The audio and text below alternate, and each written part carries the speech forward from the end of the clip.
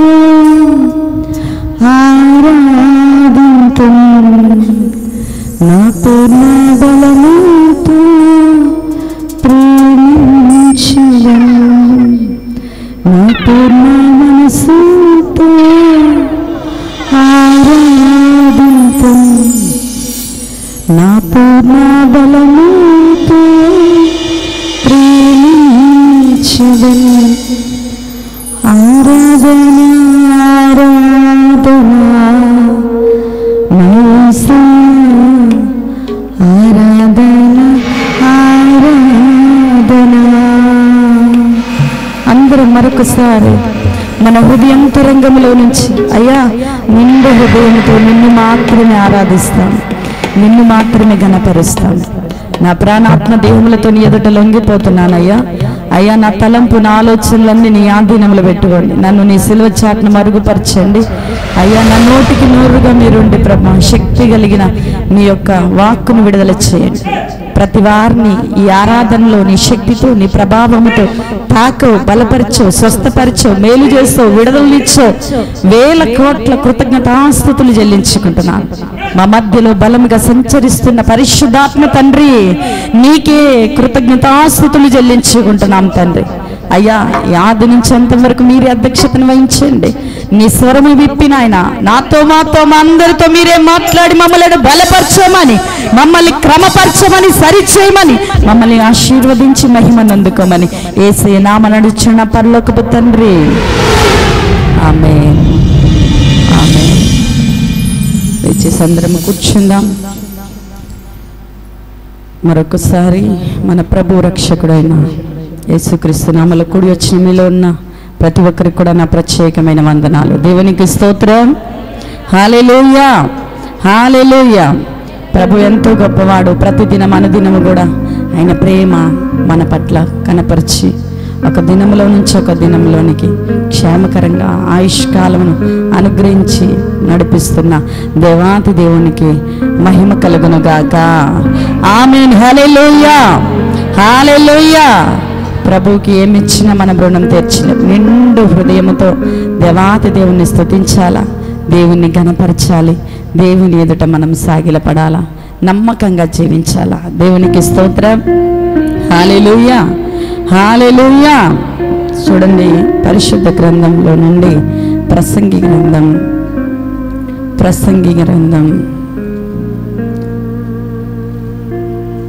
10వ అధ్యాయం 1వ వచనంలో,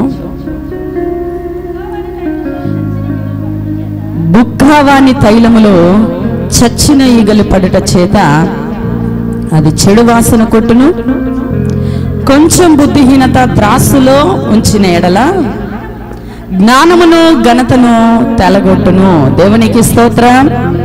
హల్లెలూయా. చూడండి బుక్కవాని తైలం, అంతకన్నా 7వ అధ్యాయంలో కూడా ప్రసంగి గ్రంథం 7వ అధ్యాయంలో మొదటి మాటలు, సుగంధ తైలము కంటే మంచి పేరు మేలు. దేవునికి స్తోత్రం. దేనికంటేనట? సుగంధ తైలము కంటే మంచి పేరట ఎంతో మేలట. అంటే సుగంధ తైలము చాలా విలువైనది. అంతకంటే విలువైనది ఏంటట? మంచి పేరును కలిగి ఉండడము చాలా మేలట. దేవునికి స్తోత్రం. ఎందుకు ఈ మాటను నేను చదివించాను సుగంధ తైలం అని అంటే, ఇక్కడ బుక్కవాని తైలము కూడా అటువంటిదే. దేవుని వెళ్ళారా, బుక్కా వాళ్ళు మరి ఇక్కడ ఉన్నారో లేదో తెలియదు, కానీ మరి గ్రామాల్లో మాత్రం మేము చూస్తాం బుక్కా వాళ్ళని ప్రత్యేకంగా ఉంటారు. వాళ్ళు మంచి మంచి అత్తర్లు అమ్ముతూ ఉంటారు, ఇంకా చాలా అమ్ముతారు. దాంట్లో మంచి సువాసన వెదజల్లే మంచి పర్ఫ్యూమ్స్, మంచి తైలములు అమ్ముతూ ఉంటారు. చూడండి బుక్కవాని తైలములో చచ్చిన ఈగలు పడుట చేత అది చెడు వాసన కొట్టును. దేవునికి స్తోత్రం, హల్లెలూయా. చూడండి, ఒక తైలములో ఈగలు పడాలంటే అది ఓపెన్ అయి ఉండాలి కదా, అంటే దానికి మూత లేకపోతే దాంట్లో ఈగలు పడతాయన్న కన్ఫర్మేషన్ ఉంటుంది, అవునా? చూడండి, అన్నం వండుకుంటాం, అన్నం మాత్రమే వండేసి అలా కట్టేసి వస్తున్నామా? కూర వండుతున్నాం, అలా కట్టేసి వచ్చేస్తున్నామా? చెప్పండి. ఒక గరిటె ఒకటి వాడి అక్కడ పెట్టేసి వస్తున్నామా? లేదా అన్నిటికీ కూడా మూతలు పెడతాం. మూతలు పెట్టకపోతే వండేసి అక్కడ పెడితే తిన్నప్పుడు చూసుకునేసరికి ఇక దాని మీద రకరకాలైనవి వచ్చి వాళ్తూ ఉంటాయి కదా. ప్రత్యేకంగా ఈగలు కదా, ఎక్కడ ఆహారం ఉంటే అక్కడ, ఎక్కడ భయంకరమైనవి ఎక్కడ ఉన్నా కానీ అక్కడ కూడా ఈగలు ఉంటాయి కదా. మంచివైనా చెడువైనా అక్కడ ఈగలు గుమ్ముకూడుతూ ఉంటాయి. దేవునికి స్తోత్రం, హల్లెలూయా.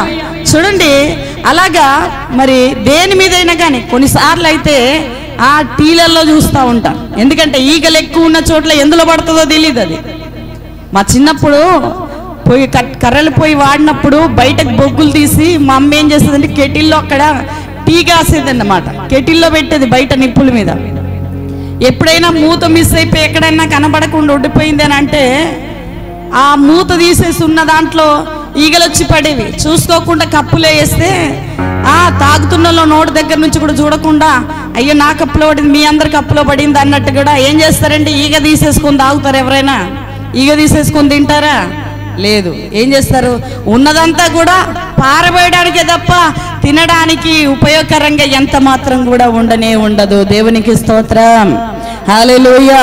చూడండి, ప్రసంగి ఎందుకు ఈ మాట మరి రాశాడు అని అంటే, బుక్కవాని తైలములో చచ్చిన ఈగ పడుట చేత అది చెడు వాసన కొట్టును. దేవునికి స్తోత్రం, హల్లెలూయా. చూడండి, తన గురించే ఈ మాట రాసుకున్నాడు ఆయన.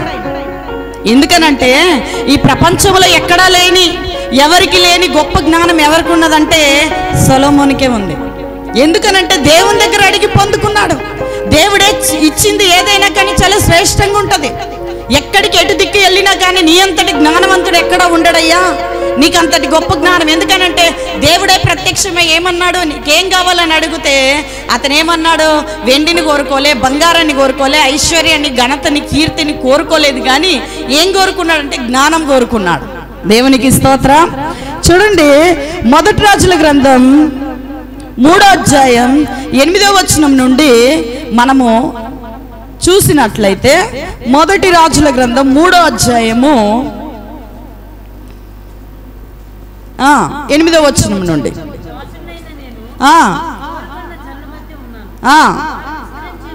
వారు విస్తరించి ఉన్నందున లెక్క పెట్టుట నాకు చాలా కష్టము.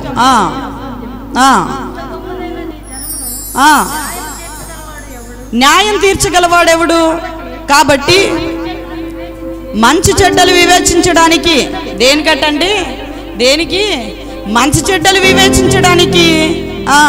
గుర్తుపెట్టుకోండి ఈ మాట. ఏంటది? మంచి చెడ్డలు వివేచించడానికి. నీ జనులకు న్యాయం తీర్చినట్లు నీ దాసునైన నాకు వివేకము గల హృదయము దయచేయము. సొలొమోను చేసిన ఈ మనవి ప్రభువునకు అనుకూలమాయను గనుక దేవుడు అతనికి ఇలాగ సెలవిచ్చెను, దీర్ఘాయునైన ఐశ్వర్యమైన నీ శత్రువుల ప్రాణమైన అడగక న్యాయములను గ్రహించుటకు వివేకం అనుగ్రహించమని నీవు నన్ను అడిగితివి. నీవిలాగున అడిగినందున నీ మనవిని నేను ఆలకించి ఉన్నాను. దేవునికి స్తోత్రం. సొలొమోను చేసిన ప్రార్థన చాలా యుక్తముగా కనబడ్డది, దేవునికి చాలా అనుకూలంగా కనబడ్డదట. కాబట్టి నువ్వు వెండి బంగారముల ఐశ్వర్య కీర్తి ఘనతలను ఏమీ అడగలేదు. పోనీ నీ శత్రువుల ప్రాణాన్ని కూడా నువ్వు అడగలేదు. నీవు వివేచించే జ్ఞానం ఇవ్వని అడిగావు.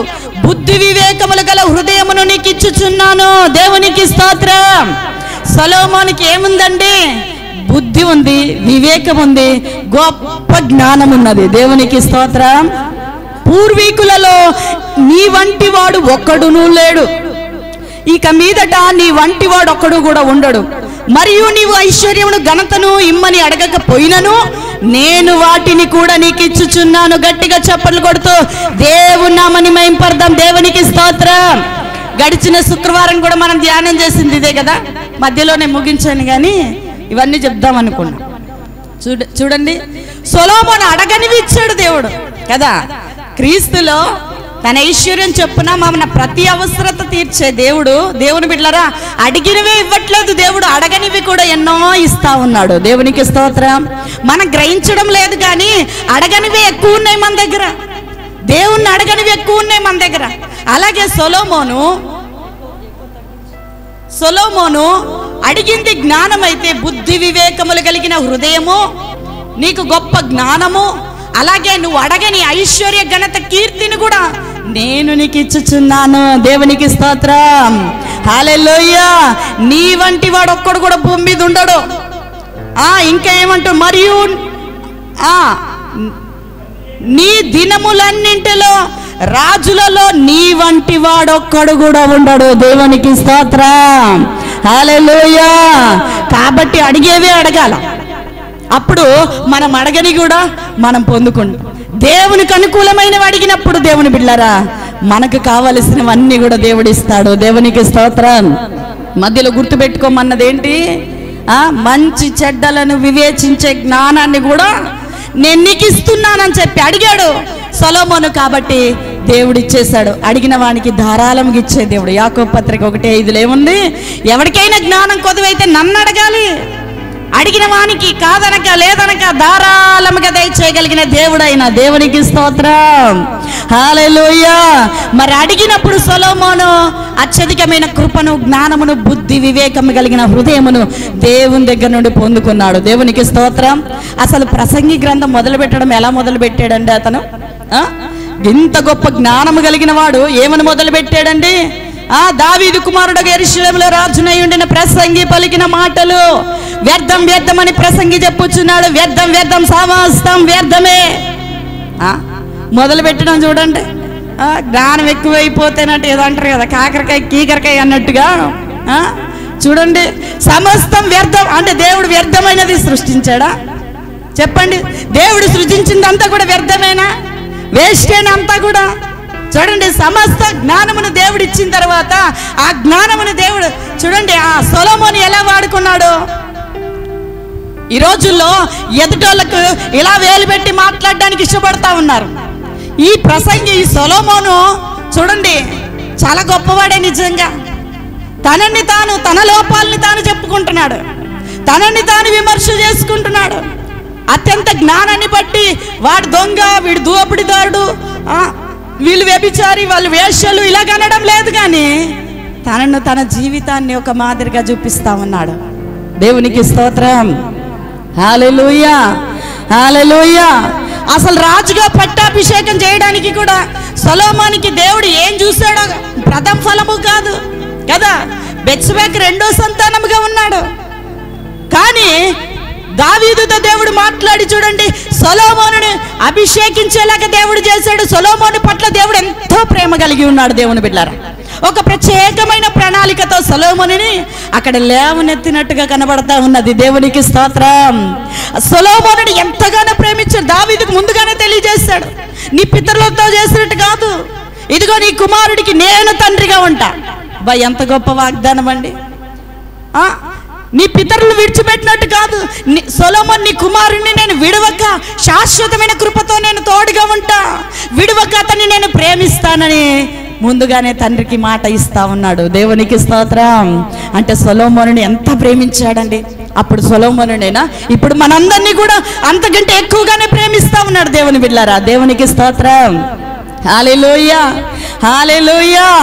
చూడండి, మంచి సువాసన వెదజల్లినప్పుడు అందరికి చాలా ఇష్టంగా అనిపిస్తుంది. అబ్బా ఎంత మంచి వాసన, కాసేపు ఉండడానికి కూడా ఇష్టపడతా ఉంటాం. అవునా కదా? చూడండి, అన్ని చోట్ల కూడా మంచి మంచి ప్రార్థన స్థలంకి మంచిగా ఉండాలా, ధూపం వేస్తూ మంచి మంచి సువాసన కలిగే ఉండాలా. ఇల్లులు కూడా చక్కగా పర్ఫ్యూమ్స్, చక్కగా రూమ్ ఫ్రెషనర్లు కొట్టుకుంటా ఉన్నారు కదా. ఎందుకంటే ఇల్లంతా సువాసన వెదజల్లాల.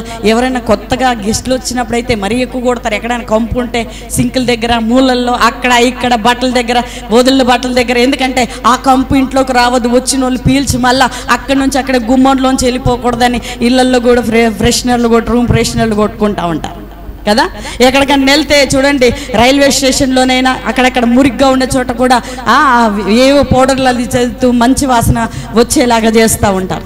మంచి మంచి ఎయిర్పోర్ట్లోనే, షాపింగ్ మాల్లోనైనా అక్కడక్కడ చూస్తూ ఉంటే మంచి మంచి సువాసనలు వెదజల్లుతూ ఉంటాయి. ఎందుకంటే అక్కడ చాలామంది వెయిటింగ్ చేస్తూ ఉంటారు, కానీ సేపు కూర్చోవాలి కదా. ఆ దుర్వాసనలకు పారిపోకుండా ఏం చేస్తారంటే ఓ బాత్రూంలోనైనా లేకపోతే బయట అయినా గదుల్లోనైనా ఎక్కడ నీళ్ళల్లో ఆ బయట షాపింగ్ మాల్లో మంచి సువాసనలు పెడతా ఉంటారు. ఎందుకంటే చక్కని సువాసన అందరు ఇష్టపడతారు, అందరు ఆకర్షించబడతారు, అనేకులు వస్తూ ఉంటారు. కాబట్టి దేవునికి స్తోత్రం. ఒక సువాసనని ఎంతగా ఇష్టపడుతున్నామో ఒక దుర్వాసనని అంతగా అసహించుకుంటాం దేవుని బిడ్డలారా. దేవునికి స్తోత్రం. సువాసనతో ముఖం వెలిగిపోతుంది, దుర్వాసనతో రకరకాలుగా అయిపోతుంది ఫేస్. కంపు అదని ఇదని బట్టలు కూడా అడ్డు పెట్టుకుంటూ, కర్చీపులు అడ్డు పెట్టుకుంటూ, ముక్కు కొంచెంసేపు మూసుకొని చచ్చిపోయినా పర్వాలేదు అన్నట్టుగా కొంచెంసేపు ఊపిరి ఆపేస్తూ ఉంటారు కదా. దుర్వాసన కంపు కొడతా ఉంటే అక్కడ నిలబడడానికి కూడా ఇష్టపడరు. సువాసన వెదజల్లితే కొంచెంసేపు ఉండడానికి కూడా ఇష్టపడతా ఉంటారు. దేవునికి స్తోత్రం. బుక్కావాని తైలముతో సొలొమోను తన జీవితాన్ని పోల్చుకున్నాడు. దేవుని బిడ్డలారా, తన క్యారెక్టర్, తన ప్రవర్తనను పోల్చుకున్నాడు. ఒక ప్రవర్తన చూడండి, ఒక ప్రవర్తన బాగుంటే అనేకులు ఆ ప్రవర్తనను బట్టి దేవుణ్ణి గణపరుస్తారు. కానీ చూడండి, ఆ తైలములో చచ్చినీగలు పడిపోతే కంపు కొడతా ఉంటుంది. ఆ సెంట్లో ఎక్కడైనా సెంట్లు అమ్ముతూ ఉంటే అందులో ఈగబడ్డ సెంట్ ఎవడన్నా కొనుక్కుంటాడా? అక్కడక్కడ చూడండి, ముందు టెస్ట్ చేస్తూ ఉంటారు. ఇక్కడ ఖర్చు కొట్టుకొని వాసన చూస్తూ ఉంటారు. అందులో ఒక పెద్ద ఈగలో లేకపోతే ఈగల గుంపు అందులో ఉందనుకోండి, స్ప్రే చేసుకుంటారా? మరి దూరంలో చెత్తబొట్ల కాదు, ఆ పెద్ద డ్రైనేజీలో పడేస్తారు దాన్ని. అవునా కాదా? అలాంటి దాన్ని ఎవరు స్ప్రే చేసుకోరు, అలాంటి దాన్ని ఎవరు కూడా వాసన పీల్చరు, అలాంటి దాన్ని ఎవరు కూడా ఇంట్లో పెట్టుకోరు. దేవునికి స్తోత్రం. తన జీవితాన్ని, తన ప్రవర్తననే పోల్చుకొని చూపిస్తా ఉన్నాడు. దేవునికి స్తోత్రం. సుగంధ తైలము కంటేనట మంచి పేరు ఎంతో మేలు. అంటే సుగంధ తైలం ఈక్వల్గా ఉంది మంచి పేరు కూడా. అంటే అంత చూడండి, లాజర్ని దేవుడు 4 దినాల తర్వాత సమాధిలో నుంచి లేపిన తర్వాత చూడండి, పస్కా పండగ దినాన్న లాజర్ని తీసుకొని వచ్చి అక్కడ యేసు ప్రభు లాజరు ఉన్నారు ఆ యొక్క స్థలంలోనికి మరియా అత్తరు జటామాంసిని సేరున్నర పట్టుకొని వచ్చి అక్కడ పగలగొట్టిందట. దేవుని బిడ్డలారా, దేవునికి స్తోత్రం.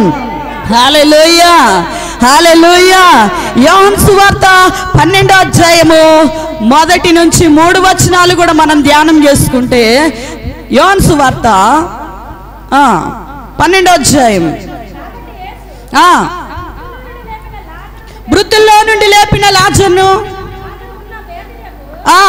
లాజరు ఉన్న బేతనియకు పస్కా పండుగ 6 దినాల ముందుగా వచ్చాను. మార్త ఉపచారం చేశాను.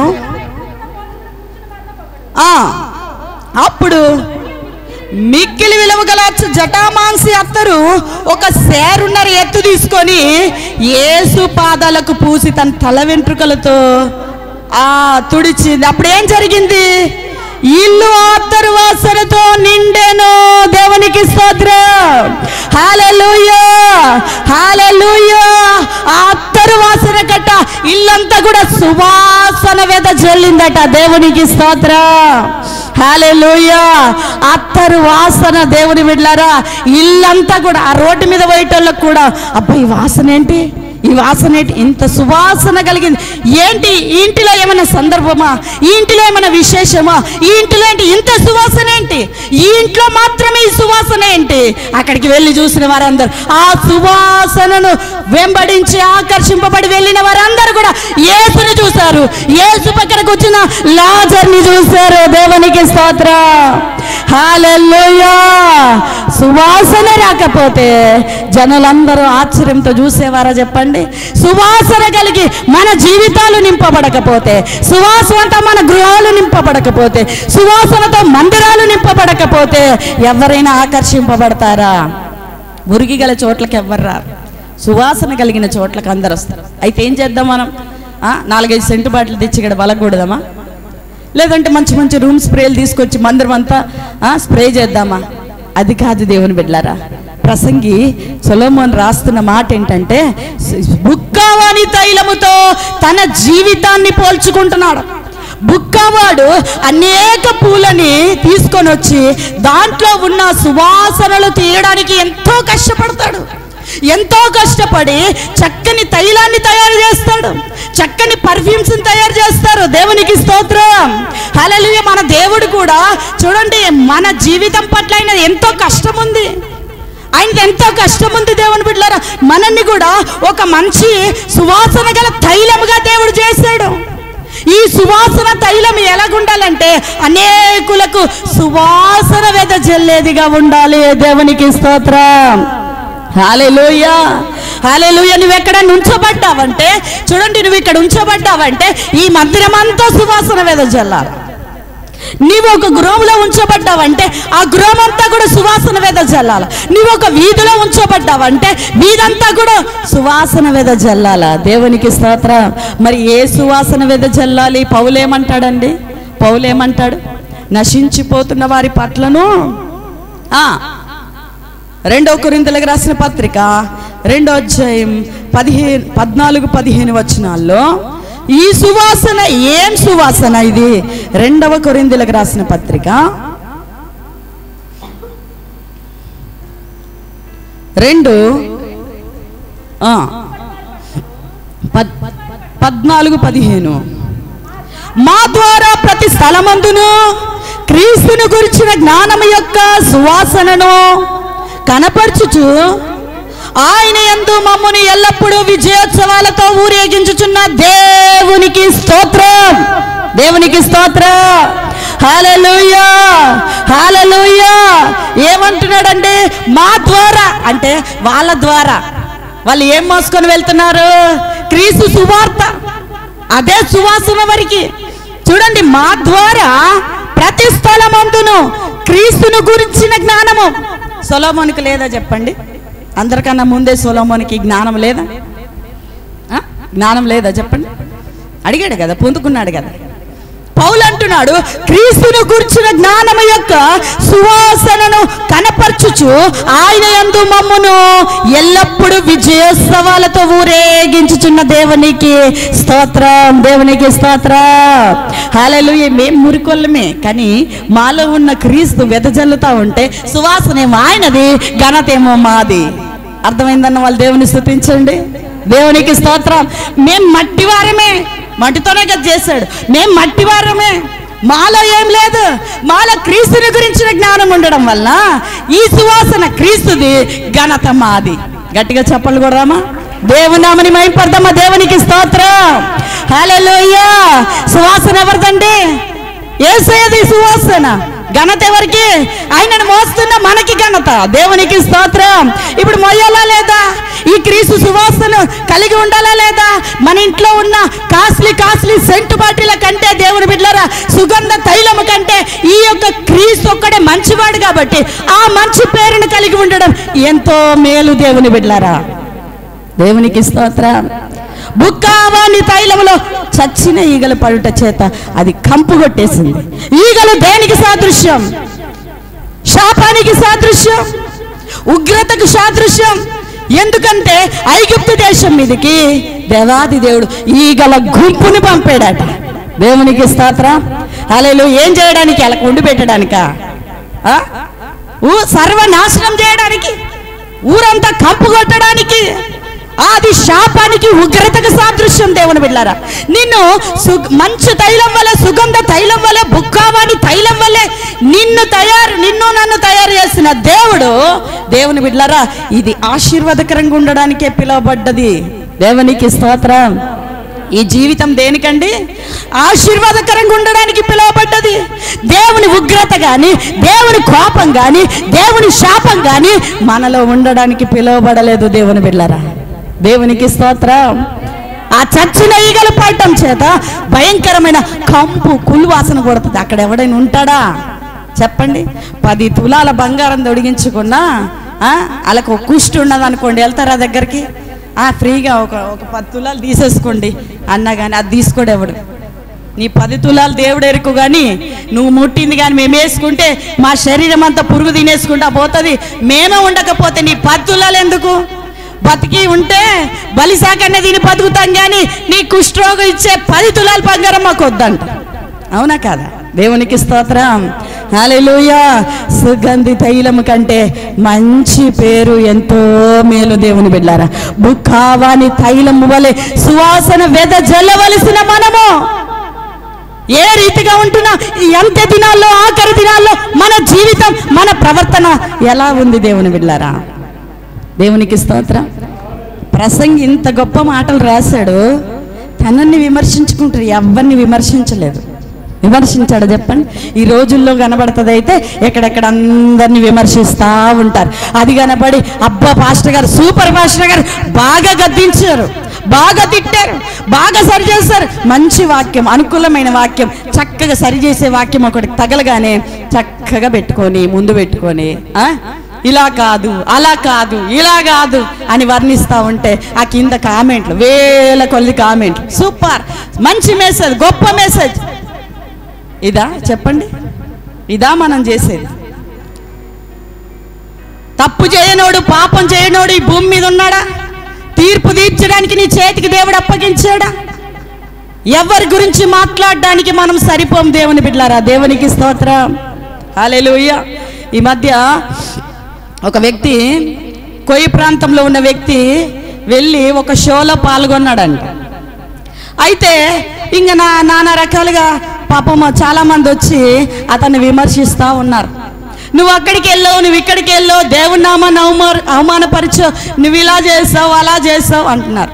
నిజానికి దేవుడిలను ప్రేరేపించి మాట్లాడిస్తే పర్వాలేదు, కానీ ఆయన కన్నీరు మున్నీరు అయిపోయి చేతులైతే దండం పెట్టేసి ఇంకోసారి తప్పు చెయ్యను, ఇలాగా అలాగా అని చెప్పేసి పాపం చాలా చాలా బాధపడ్డాడు అతను.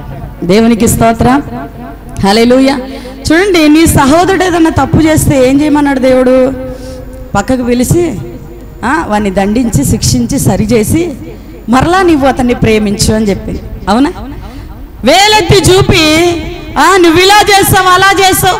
ఆ రోజు యేసు ప్రభువు ఇలాంటిది నీకు జరగకుండాను గాక అని పేతురు అంటే, సాతానా నా వెనక్కి పొమ్మా అన్నాడు. అలాగని చెప్పేసి పేతురుని అసలు ప్రేమించలేదా? పక్కకు పెట్టుకోలేదా? ఆయన మరణించి 3 దినాల తర్వాత మరలా లేచొచ్చి కూడా పేతుర్ని బలపరిచి మరలా పరిచర్యను, ఉన్నతమైన పరిచర్యను దేవుడు అప్పగించాడు.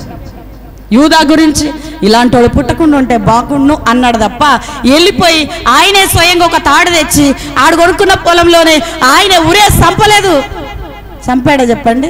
ఈ రోజుల్లో మాత్రం ఖచ్చితంగా వాళ్ళ చేతిలో కానీ అలాంటి అధికారం ఉంటే తాళ్ళు తీసుకెళ్ళి ఒక చెట్టు చూసుకొని ఊరి పోసి చంపేస్తారు వాళ్ళ చేతులతో. అంత ఘోరంగా తయారయ్యారు. ఎవరు విత్తుతున్నా ఆ ఫలాన్ని వాళ్ళే పొందుకుంటారు. ఎవరు ఏ పనులు చేస్తున్నారో ఆ పనులు వారే అనుభవిస్తారు. ఇలాంటి వాళ్ళను ప్రోత్సహించడానికి వందల వేల మంది కూడా కొకొల్లలుగా లేస్తూ ఉన్నారు. ఆయన దండాలు పెట్టట, జరిగింది ఏదైనా కానీ ఆయన దండాలు పెట్టి ఆ షోలో నుంచట ఆ వీడియో తీసేయి అని చెప్పేసి వాళ్ళని బతిమలాడుకొని మరి ఆ యాజమాన్యంతో బతిమలాడుకొని ఆ వీడియో తీయించేశాడట. ఇప్పుడు వీళ్ళు ప్రపంచం అంతా తెలిసేలాగా గద్దించి పెట్టారు కదా, ఆ లైవ్లు ఇచ్చారు, లేకపోతే వీడియోలు చేస్తారు. వీళ్ళు ఎవరైనా డిలీట్ చేస్తారా? దీన్ని డిలీట్ చేస్తారా? ఎందుకంటే అప్పటికే లక్షల వ్యూస్ వచ్చాడ పడ్డాయి, ఇంకెందుకు డిలీట్ చేస్తారు?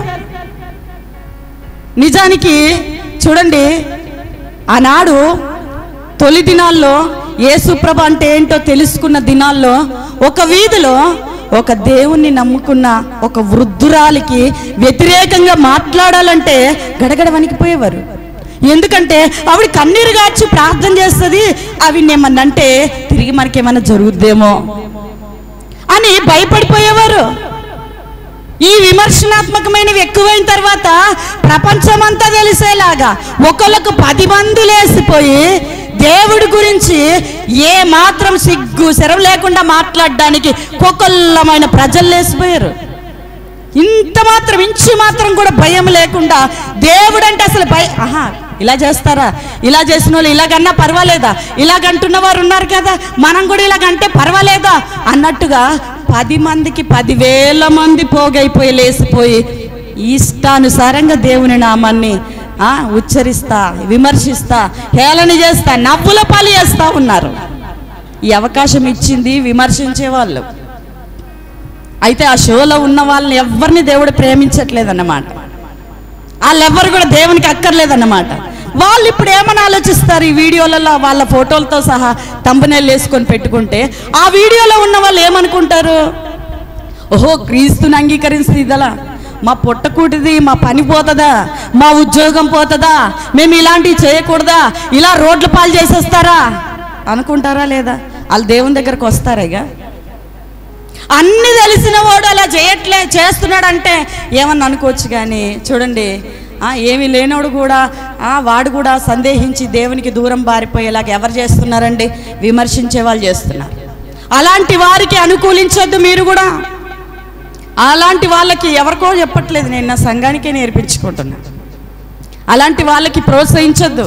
సూపర్, మీ మెసేజ్ సూపర్, మీరు సూపర్ అని ప్రోత్సహించొద్దు. ప్రసంగిలాగే ఎవరైతే ముందుకు వస్తారు, రండి, వచ్చి మీ బలహీనతలు ఎత్తి పట్టుకొని చూపుకుంటే చాలా బాగుంటుంది కదా. అప్పుడు వావ్, సూపర్, గ్రేట్ పాస్టర్ గారు, గ్రేట్ సాక్ష్యం అని చెప్పి ఇంకా నలుగురు దేవుని దగ్గరికి రావడానికి చాలా మంచి అనుకూలత కలుగుతుంది. దేవునికి స్తోత్రం. కనబడేదాన్ని విమర్శించడం కాదు, కనబడకుండా ఎన్నో జరుగుతున్నాయి కదా. ఎక్కడెక్కడ ఏం మాట్లాడుతున్నారు, అది షోలు పెట్టి అందరు కూడా మేము నటిలము, నటీమణులము, మేము యాక్టర్స్ అని చెప్పుకొని వాళ్ళు చేస్తున్నారు. అదంతా నటన అని ప్రపంచం అంతటికి తెలుసు. కానీ నిజ జీవితంలో క్రైస్తవ బిడ్డలుగా ఉండి, ఒక విశ్వాసులుగా ఉండి, సేవకులుగా ఉండి, సువార్థికులుగా ఉండి, పరిచారికులుగా ఉండి కూడా నానా రకాల చోట్ల కూడా ఇలాంటివి ఎన్నో జరుగుతున్నాయి. వాళ్ళ దగ్గరికి ఎవరు వెళ్తారు? వాళ్ళని ఎవరు సరి చేస్తారు? ఎవరు చేయగలరండి? మన ప్రార్థన ఒకటే చేయగలదు. ప్రపంచమంతటి కొరకు ప్రార్థన చేయమన్న దేవుడు ప్రార్థన చేస్తుంటే ప్రాకారాలు కదులుతాయి, శత్రు కోట గోడలు కూలిపోతాయి, అపహాసకులు తగ్గిపోతారు, విమర్శించే వాళ్ళు తగ్గిపోతారు, దేవుని వ్యతిరేకంగా మాట్లాడేవారు తగ్గిపోతారు. దేవునికి స్తోత్రం, హల్లెలూయా. చూడండి, అన్నీ తెలుసుకొని కొంతమందికి సమాధానం ఇచ్చేవారంటే పర్వాలేదు. కానీ ప్రత్యేకంగా దేవుని ప్రజలకు విరోధంగా మాట్లాడుతూ ఉంటే అది చాలా చూడడానికి అసహ్యంగా ఉంటుంది. కొంతమందికి చాలా బాగా సూపర్ చెప్పారు, సూపర్గా విమర్శించారు అనిపించవచ్చు, కానీ అది చూడడానికి చాలా భయంకరంగా ఉంది కదా. వేలెత్తి చూపడం చాలా ఈజీయే.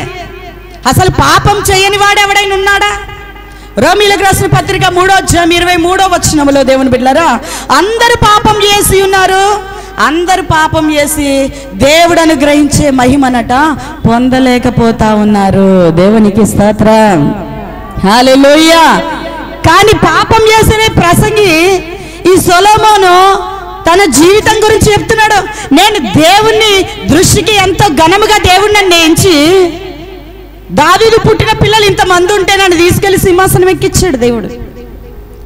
ఎవరికి లేని, భూమి మీద ఎవరికి లేని గొప్ప జ్ఞానం నాకు ఇస్తే, సుగంధ తైలం వలె, బుగ్గవాని తైలం వలె నన్ను మారిస్తే చచ్చిన ఈగల్ని పెట్టుకున్నా. నేను నా లోపల చచ్చిన ఈగలు పడేసుకొని ఈ సుగంధ తైలాన్ని పాడు చేసుకున్నా. నేను ఈ సువాసనకి బదులుగా దుర్వాసన కలిగి ఉన్నానని చెప్తా ఉన్నాడు. దేవునికి స్తోత్రం, హల్లెలూయా. నిజానికి ఎవరు చెప్పిన వాళ్ళు లేరా అంటే దేవుడు 2 సార్లు ప్రత్యక్షమై చెప్పాడు. దావీదు, తన తండ్రి అయిన దావీదు తనకు బోధించాడు.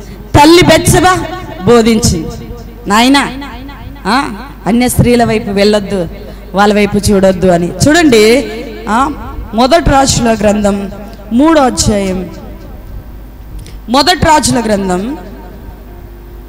చూడండి. హెచ్చరించారా లేదా అని అంటే హెచ్చరించారు.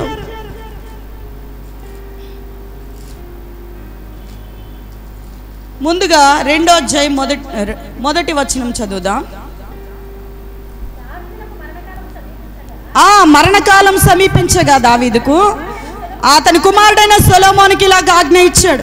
లోకులందరూ పోవలసిన మార్గాన నేను పోవచ్చున్నాను, కాబట్టి నువ్వు ధైర్యం తెచ్చుకొని నిబ్బరం కలిగి నీ దేవుడైన యెహోవా అప్పగించిన దాన్ని కాపాడి ఆయన మార్గములను అనుసరించిన ఎడల నీవు ఏ పని పూనుకున్నా, ఎక్కడ తిరిగినా అన్నిటిలో వివేకముగా నడుచుకుందువు. ఆ దేవుని కట్టడాలు, ఆయన నియమించిన ధర్మమంతటిని, న్యాయ విధులను, శాసనములు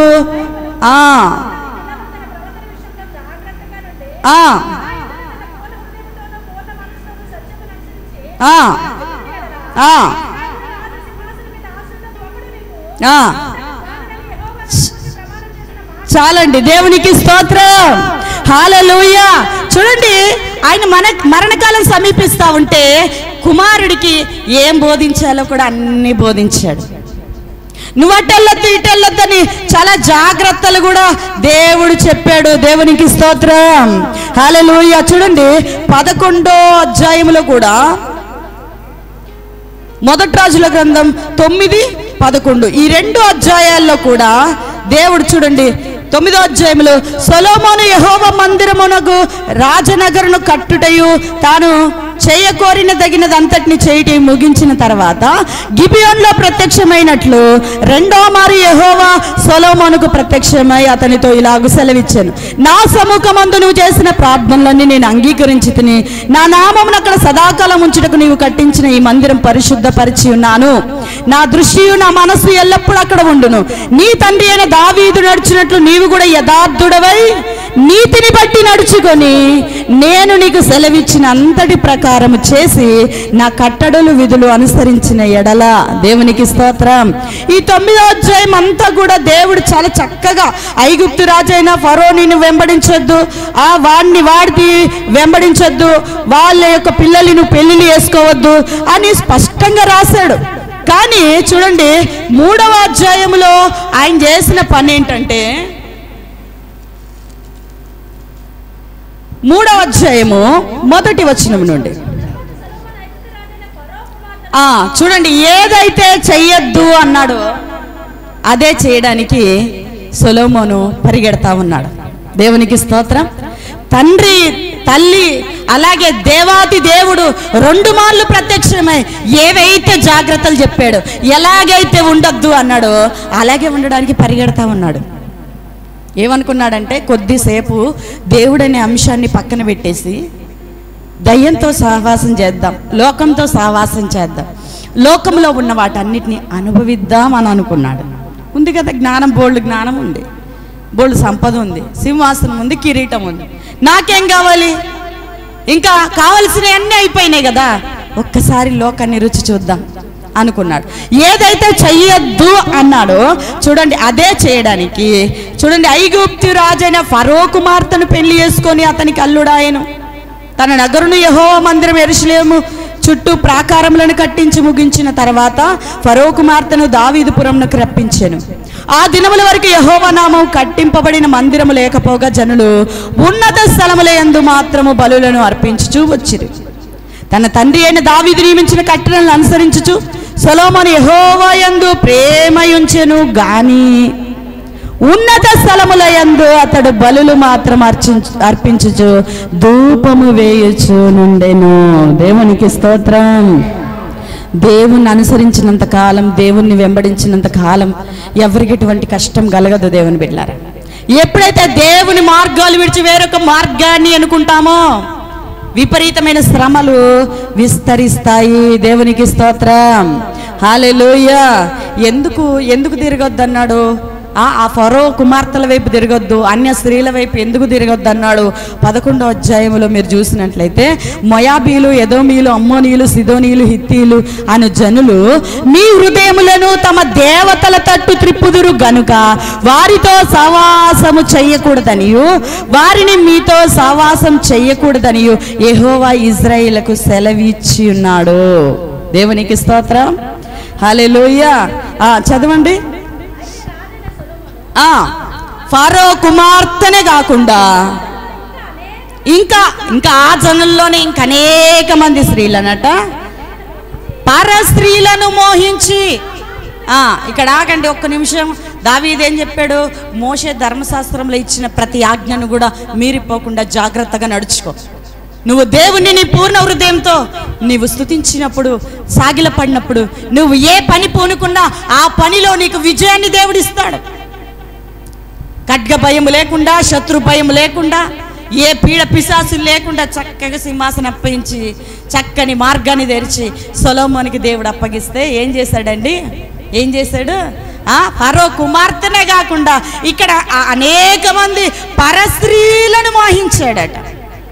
కొంతమంది అంటారు, లేదండి మామూలుగా సరదాగా ఆస్కలాడుతున్నాం అంతే, మా కొలీగ్స్ అండి, మా ఇరుగు పొరుగు వాళ్ళండి, మా పక్కింటి వారండి, మాకు మరదలు వరుస అవుతుందండి, మాకు దగ్గరి బంధువు అండి అనుకుంటూ నోటికొచ్చిన మాటలు మాట్లాడుతూ ఉంటాం. చాలా విపరీతంగా మాట్లాడతాం. డబుల్ మీనింగ్లో నీ భార్యతో కాకుండా ఇంకెవరితో మాట్లాడినా అది చాలా అసహ్యమైన క్రియ. అది దేవుడు అసలు ఇష్టపడడు. నీ భార్యతోనే నువ్వు మాట్లాడాలి తప్ప నువ్వు పక్కింటోళ్ళని, ఎదురింటోళ్ళని, లేదంటే నా కొలీగ్స్ అని, నాకు వరుస అవుతారని ఇష్టమున్నట్టుగా మాట్లాడితే దేవుడు చాలా అసహించుకుంటాడు ఆ పనులని. చాలా జాగ్రత్తగా ఉండాలి. అది చచ్చిన ఈగతో సమానం. నీ సువాసన కలిగిన ప్రవర్తన, నీ సువాసన కలిగిన జీవితంలో అది చచ్చిన ఈగతో సమానం. పరాయి స్త్రీని చూడొద్దని, చూడండి, నీ పొరుగువాని భార్య నాశించొద్దని ఆజ్ఞలలో రాసించాడు. ఇలాంటివి ఉంటాయి అని చెప్పేసి భవిష్యత్తు కాలంలో ఎరిగిన దేవుడు ముందుగానే రాయించి ఉంచాడు. మరి ఎంత జ్ఞానాన్ని ఇచ్చిన దేవుడు చూడండి, ఈ జ్ఞానములో ఈ యొక్క ఆజ్ఞలతో నడుచుకోవాలనే జ్ఞానం సొలొమోనుకు లేదా చెప్పండి? ఉంది. ఉండవలసిన దానికన్నా ఎక్కువ ఉంది జ్ఞానం. కాబట్టి చేయవలసిన దానికన్నా ఎక్కువ చేస్తూ ఉన్నాడు. ఏం చేస్తాడట? పరాయి స్త్రీలను మోహించి, చదవండి, కామాతురత గలవాడై.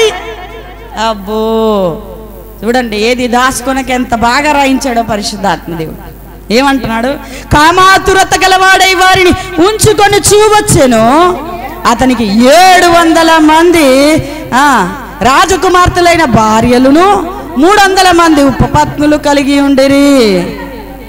అతని భార్యలు అతని త్రిప్పివేశారట అతని హృదయం. దేవునికి స్తోత్రం. ఆగండి ఒక్క నిమిషం. అక్కడ నిన్న చిన్నమ్ములో మా ఇంటి దగ్గర ఉన్న ఫంక్షన్ హాల్కి సిల్వర్ జూబ్లీ ఎవరో వాళ్ళ చెల్లో ఎవరో అనట పెళ్లి రోజు చేసుకుంటే అక్కడికి వచ్చింది. అక్కడ ఈ ఫంక్షన్ అయిపోయిన తర్వాత మా ఇంటికి వచ్చింది. ఏంటమ్మా అంటే, సిల్వర్ జూబ్లీ చేసుకుంటున్నారు వాళ్ళు పెళ్లి రోజు, ఫంక్షన్ పెద్ద ఫంక్షన్ చేశారండి, అక్కడికి వచ్చాము, అందుకే ఇక్కడికి వచ్చాము. పక్కనే ఉంటుంది. నేను అనుకున్నాను అప్పుడే వాక్యం ధ్యానం చేస్తా, రాస్తా, ఫోన్ వస్తే మాట్లాడుతూ ఉన్నా. ఈ విషయం చూసేసరికంటే ఈయనకి ఎంతమంది అట? 700 మంది రాజకుమార్తెలైన భార్యలు, 300 మంది ఉపపత్నులు కలిగి ఉండిరి. దేవునికి స్తోత్రం. మొత్తం 1000. సంవత్సరానికి ఎన్ని రోజులు? 365 రోజులు. ఈయన పెళ్లి రోజులు ఎప్పుడు చేసుకోవాలా? ఉదయం, సాయంత్రం, మధ్యాహ్నం చేసుకున్నా కానీ రోజులు ఈయనకు సరిపోవు. ఒక రోజుకి 3 పూట్ల పెళ్లి రోజులు చేసుకున్నా కానీ సరిపోనంత స్త్రీలను తీసుకొచ్చి, పర స్త్రీల రాజకుమార్తెలను ఎవరిని కనబడతాలని చూడండి. ఈ యొక్క ప్రసంగి గ్రంథంలో, సామెతల గ్రంథంలో ఈయన రాసిడు ఈ 2 కూడా. అందులో పరస్త్రీ గురించి, జారస్త్రీ గురించి, వేశ్య నోరు లోతైన గొయ్యి అని, దాని వెంట పోయినోడు ఆడికి రొట్టి తునుగ కూడా దక్కదని, జగడ గుండు గురించి, గయ్యాలి భార్య గురించి ఇవన్నీ కూడా రాశాడు. స్త్రీల గురించి మాట్లాడాలంటే ఇవన్నీ తీస్తారు. భార్య గురించి మాట్లాడ గయ్యాలి భార్య, జగడగొడ్డి భార్య. స్త్రీల గురించి మాట్లాడంటే సొలొమోను రాసిన ఇవన్నీ కూడా సామెతలు, ప్రసంగిలు ఎత్తుకొని పట్టుకొని వస్తారు. ఏమండి, ఆయన అంటే ఎక్స్పీరియన్స్. ఒక్కరితోటి పడలేకపోతున్నారు. ఒకటి కాకపోతే 2 ఆప్షన్ పట్టుకున్నాడు, 2 కాకపోతే 3, ఎన్ని ఆప్షన్లు పట్టుకుంటారు? 1000 ఆప్షన్లు పట్టుకుంటారా? 1000 ఆప్షన్లు. ఒక్కళ్ళే ఎన్నో రంగులు చూపిస్తారు. అవునా? అంటే ఉట్టిగా చూపించరు, వీళ్ళ రంగులు బట్టి వాళ్ళ రంగులు చూపిస్తారు. వీళ్ళు ఒక రంగు చూపించగలిగితే ఆడవాళ్ళు 10 రంగులు చూపించగలుగుతారు. నువ్వు ఏ రంగు లేకుండా నిదానంగా మంచిగా నీ మంచిగా జీవిస్తే నీ మంచితనానికి తగ్గట్టుగా 200 మంచితనాన్ని వేసి నీ భార్య కూడా నీకు చూపిస్తుంది. ఈ సొలొమోను చేసిన పని ఏంటంటే, ఒకటి కాదు ఇంకో ఆప్షన్ 2కి వెళ్ళాడు, 2 కాదు 3 ఆప్షన్కి వెళ్ళాడు. 1000 మందిలో ఎన్ని రంగులు కనబడి ఉంటాయి ఆయనకి? జగడగొండి రాస్తాడు, గయ్యాలి గంప రాస్తాడు, ఇంకేదన్నా రాస్తాడు. ఆయన కనబడవా అంతమంది స్త్రీలలో? ఒక్కరికోటి దేకపోతేనే బాధ, ఒక్కరికోటి ఇచ్చి ఇంకోటి ఇవ్వకపోతేనే బాధ. ఉన్న 2 పిల్లల్లో సమానమైన తీసుకురావాలి. 1000 మంది భార్యలు ఒక దానికి ఇస్తే 1000 మందికి కొనుక్కు రావాలి ఏదైనా. అవునా కదా? ఒక్కోళ్ళకి ఇస్తే 1000 మందికి తేవాలి బహుమతులు. ఒక్కోళ్ళకి ఒక చైన్ చేపిస్తే 1000 చైన్లు వేయించాలి ఆయన. ఒక్కోళ్ళకి ఒక చీర కొంటే 1000 చీరలకు, ఒక రోజుకి వెళ్తే 1000 చీరలు కొనుక్కు రావాలి ఆయన. రావా? జగడగొడ్డి రాదా? గయ్యాలిది రాదా? చెప్పండి. మాట్లాడే వాళ్ళు రారా? నోరేసి పడిపోయే వాళ్ళు రారా? అవన్నీ తీసుకొచ్చి మిగతా ఆడవాళ్ళ మీద వేస్తూ ఉంటారు కదా. దేవునికి స్తోత్రం. అనుభవపూర్వకంగా బాగా రాశాడు. నీ భార్యతో నీవు ఉండురా, నీకు మేలు. ఒక్క స్త్రీతో నీవు ఉండడం నీకు మేలు రాస్తారు. ప్రతి స్త్రీ కూడా మంచి ఇస్సాకుని, మంచి యోసేపునే కోరుకుంటుంది. సొలొమోన్ ఎవరు కోరుకోరు.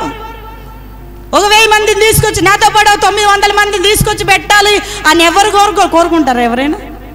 దేవునికి స్తోత్రం. అరే ఒక్కటి లేకపోతే ఆప్షన్ల మీద ఆప్షన్లు.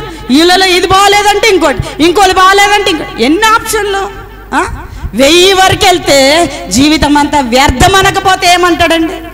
సమస్తం వ్యర్థం అనకపోతే ఏమంటాడు?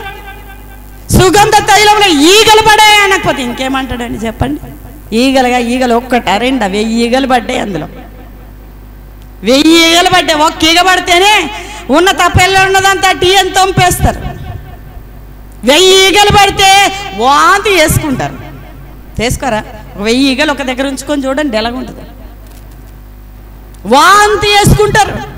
అందుకే రాశాడు, బుక్కావాని తైలములో చచ్చిన ఈగలు పట్ట చేత కంపు కొట్టింది. అసలు సొలొమోను చూడడానికి శివాదేశ ప్రాణి వచ్చిందట. వచ్చి ఆయన ఘనత గురించి, ఆయన కీర్తి గురించి, ఆయన తెలివి గురించి, జ్ఞానం గురించి ఆయన 4 మాటలు మాట్లాడితే విందామని వచ్చిందట.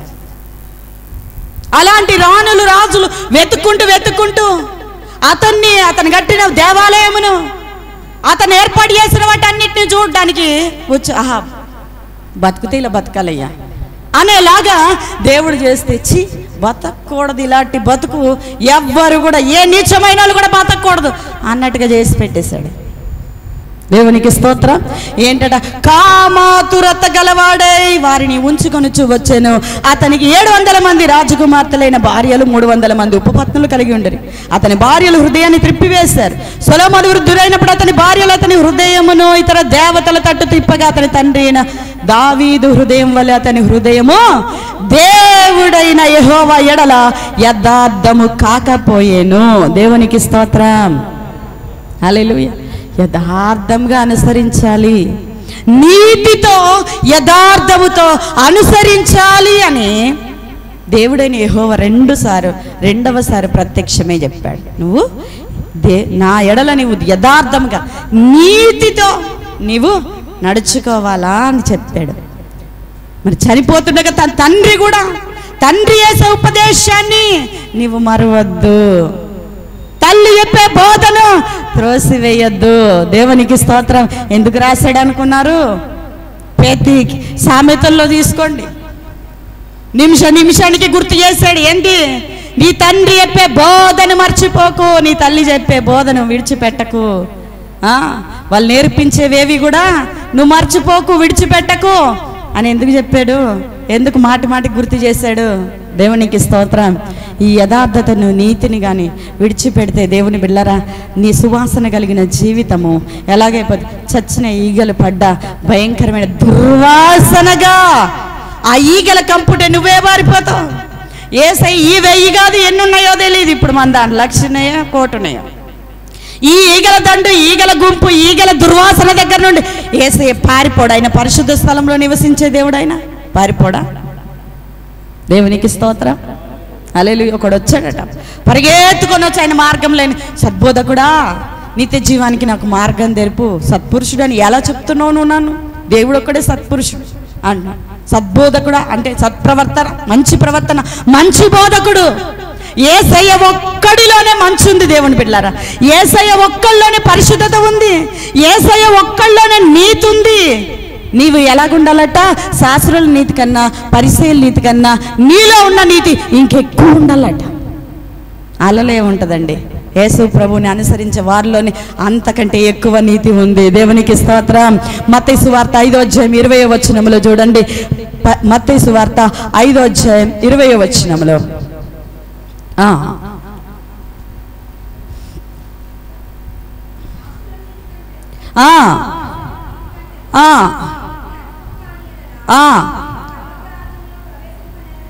మీరు పరలోక రాజ్యములో ప్రవేశించరని నిశ్చయముగా చెప్తా ఉన్నాడట. దేవునికి స్తోత్రం. హల్లెలూయా. శాస్త్రుల నీతి కంటే, కొండ మీద ప్రసంగంలో మొదటి ప్రసంగంలో దేవుడు చెప్తున్నాడు ఏమని? శాస్త్రుల నీతి కంటే, పరిసయ్యుల నీతి కంటే మీ నీతి అధికము కాని ఎడల మీరు పరలోక రాజ్యంలో ప్రవేశించరని మీతో చెప్తున్నాను. దేవునికి మీ నీతి అందరి నీతి కంటే గొప్పగా ఉండాలి, లేకపోతే పరలోక రాజ్యంలో స్థానం లేదు. ఈ పరిసయ్యులు శాస్త్రులు ఏంటంటే మోషే ధర్మశాస్త్రాన్ని ఒప్పుకుంటారు, యేసయ్యని దేవుడు కాదంటారు. అదే మరి మోషే ధర్మశాస్త్రములో చేస్తే తప్పన్నాడు, ఇక్కడ చూస్తే తప్పు. ఎంత వ్యత్యాసం ఉంది చూడండి. వీళ్ళు ఇక్కడ చూడడానికి రెడీ అయిపోతారు, ఈయన కఠినంగా ఉన్నాయి కదా, ఈయన నీతి ఇంకా పరిశుద్ధంగా ఉంది కదా, ఈయనని వెంబడించడానికి చాలా కష్టతరం అయిపోయింది. అక్కడ ధర్మశాస్త్రంలో ఏముందండి? చేస్తే తప్పు, ఇక్కడ చూస్తే తప్పు. వీళ్ళు విమర్శించే వాళ్ళు చూడకుండా విమర్శిస్తున్నారా? నాకు అర్థం కాదు. వీళ్ళు చూస్తున్నారు, ఈ షో అంతా చూసి అక్కడ ఏం జరుగుతుందో చూసి, ఎవరు ఎలాగ ఆడుతున్నారో చూసి, ఎవరు ఏం మాట్లాడుతున్నారో చూసి, ఆ షోకు తగ్గట్టుగా వాళ్ళు మాట్లాడుతూ ఉన్న వాక్యాలన్నీ ఎత్తుక్కొని ఆ మాటలు మాట్లాడుతూ ఉంటే వా సూపర్ డూపర్ అంటూ ఉన్నారు. ప్రార్థన ఇద్దరు చేయడానికి వెళ్ళాడు పరిసయ్యుడు అని సుంకరి. 18వ అధ్యాయంలో ఉంటుంది చూడండి. పరిసయ్యుడు చేస్తాడు, అయ్యా ఆ సుంకర్లాగా నేను నా డబ్బు దాచుకోలే, కరెక్ట్గా దశం భాగాలు ఇచ్చా, నమ్మకంగా జీవించా, బైబిల్ పట్టుకొని ప్రతి ఆదివారం వచ్చా, నీకు నమ్మకంగా జీవించానయ్యా, వాళ్ళ నేను జీవించలేను, నన్ను ఆశీర్వదించని చేస్తా ఉన్నాడు. సుంకర్ చేస్తున్నాడు. వెళ్ళిన కాడి నుంచి తలదించుకొని కన్నీరు మున్నీరు అయిపోయి సుంకర్ ప్రార్థన చేస్తున్నాడు. ఏమని? నీ ముందు నా ముఖం ఎత్తుకోవడానికి ఏడా నేను సరిపోను ఉన్నాయ్యా, నేను పాపిని, ఘోరమైన దోషంతో నిండి ఉన్నవాణ్ణి అని కన్నీరు మున్నీరై ప్రార్థన చేసి. ఇప్పుడు చెప్పండి, ఎవడు ప్రార్థన వింటాడు దేవుడు? అంటే సుంకర్లాగా చూడండి కాకుండా పరిసయ్యుడు శాస్త్రి కంటే ఎక్కువ నీతి సుంకర్లో ఉందా లేదా చెప్పండి? ఈ నీతిని దేవుడు ఎక్కువగా ప్రేమిస్తాడా లేదా? ఎలాగుంది మన ప్రార్థన, ఎలాగుంది మన ప్రవర్తన, ఎలాగుంది మన జీవితం? పర్వాలేదులే చల్తాయే, గొప్ప దైవజనుడు పెద్ద ప్రవక్త ప్రవచిస్తాడు, అద్భుతాలు చేస్తాడు, ఆయనే చేయగలిగింది నేను చేస్తే ఇలాంటి మాదిరి. నువ్వేం మాదిరి? తిమోతికి పౌలు ఏమని మాట్లాడతాడండి? తిమోతికి రాసిన పత్రికలో ఆఖరి అధ్యాయంలో ఉంటుంది చూడండి. తిమోతి, నీ యవ్వనమును బట్టి నీవు తృణీకరింపబడొద్దు, నీవు మాటలో, ప్రవర్తనలో, ప్రేమలో, విశ్వాసములో అందరికీ మాదిరి అయి జీవించు. దేవునికి స్తోత్రం, హల్లెలూయా. ఒక మాదిరికరమైన జీవితం నీలో కనిపించాలా దేవునికి? ఒక సువాసన వెదజల్లే జీవితం నీకు కనిపించాలా? నలుగురేదో తప్పు చేస్తున్న, నలుగురు వెళ్ళి బొందులో పడ్డారని వాళ్ళతో వెళ్ళి మనం కూడా ఒక పెద్ద గొయ్యి చూసుకొని అందులో పడ్డం కాదు. దేవునికి స్తోత్రం. నలుగురు ఏది మాట్లాడితే అది మాట్లాడడం కాదు. నలుగురు భక్తిహీనులుగా జీవిస్తే ఆ భక్తిని వెంబడించారు, కానీ భక్తిహీనతను వెంబడించడానికి మాత్రం పరుగు పెడతా ఉంటారు. దేవునికి స్తోత్రం, హల్లెలూయా, హల్లెలూయా. చూడండి, ప్రసంగి గ్రంథములో ఆఖరిగా 2వ అధ్యాయములో ఆయన చెప్పుకుంటున్న మాటలు ఏంటంటే, ప్రసంగి గ్రంథం 2వ అధ్యాయములో చదవండి. 2వ అధ్యాయము 4వ వచనం నుండి ఆయన చెప్తున్నాడు చూడండి. సొలొమోను చెప్తున్నాడు, నేను గొప్ప పనులు చెయ్యపూనుకుంటుని. ఎవరి కొరకండి? ఆయన కొరకు. నా ఆ జ్ఞానం ఎక్కువైపోయి ఏమొచ్చిందంటే దేవుడు పక్కన పెట్టేశాడు. వచ్చిందా? నా కొరకు ఇండ్లు కట్టించుకుంటుని, ద్రాక్ష తోటలు నాటించుకుంటుని, నా కొరకు తోటలను, శృంగార వనములను చేయించుకొని వాటిలో సకల విధములైన ఫలవృక్షములను నాటించుకుని, చెరువులు త్రవ్వించుకుంటుని. ఓ మనిషి కోసం చెరువులు తవ్వించుకోవడం ఏంటి చెప్పండి? 1000 మంది సంసారం ఉంటే చెరువు కాదు, ఏం సముద్రం తవ్వించుకున్న తప్పలేదులే.